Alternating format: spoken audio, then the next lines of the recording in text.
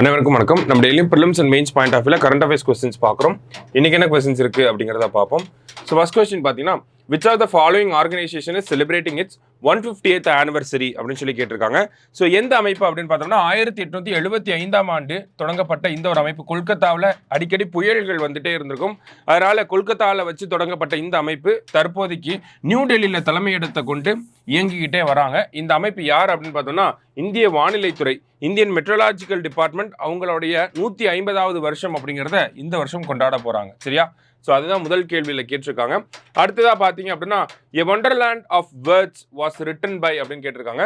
Wonderland of words என்ற புத்தகத்தை எழுதியவர் யார் அப்படின்னு பார்த்தோம்னா நம்மளுடைய ரொம்ப பரிச்சயமான ஒரு எழுத்தாளர், இந்தியாவை பொறுத்த வரைக்கும் சசி தரூர் அவர்கள் தான் இந்த புத்தகத்தை எழுதியிருக்கார்.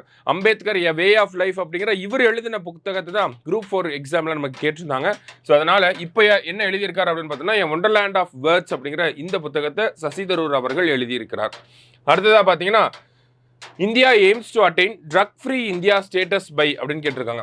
இந்தியா போதைப் பொருள் இல்லாத இந்தியா என்ற நிலையை அடைய எந்த ஆண்டை இலக்காக வைத்துள்ளது அப்படின்னு சொல்லி கேட்டிருக்காங்க. இலக்கு என்ன அப்படிங்கறது கேட்டிருக்காங்க. அதாவது நாசா முக்த் பாரத் அபியான் அப்படின்னு சொல்லுவாங்க. ஓகேங்களா?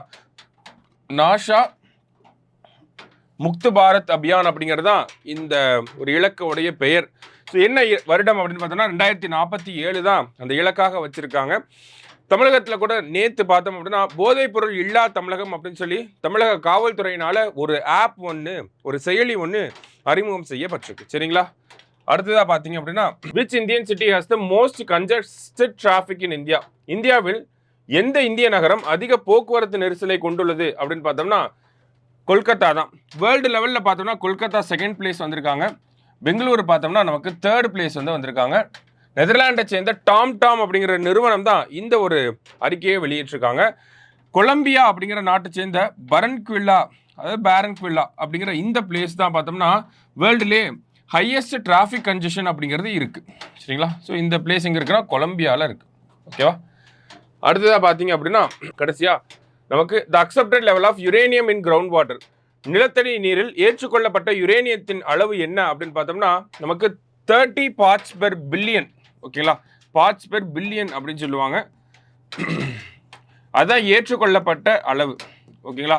ஆனால் ராஜஸ்தான் மற்றும் மத்திய பிரதேச மாநிலங்களில் பார்த்தோம்னா யுரேனியம் கண்டென்ட் அப்படிங்கிறது அதிகமாக இருக்குது. அங்கே எவ்வளோ இருக்குது அப்படின்னு பார்த்தோம்னா 100 parts per billion இருக்கிறதாக சென்ட்ரல் கிரவுண்ட் வாட்டர் போர்ட் இந்த அறிக்கையை வெளியிட்டிருக்காங்க. சரியா? அதே மாதிரி நைட்ரேட் கண்டென்ட் அப்படிங்கிறது பார்த்தோம்னா 45 mg per liter. சரிங்களா? இது நம்ம பார்த்துருப்போம் முன்னாடியே ஒரு கொஸ்டினில்.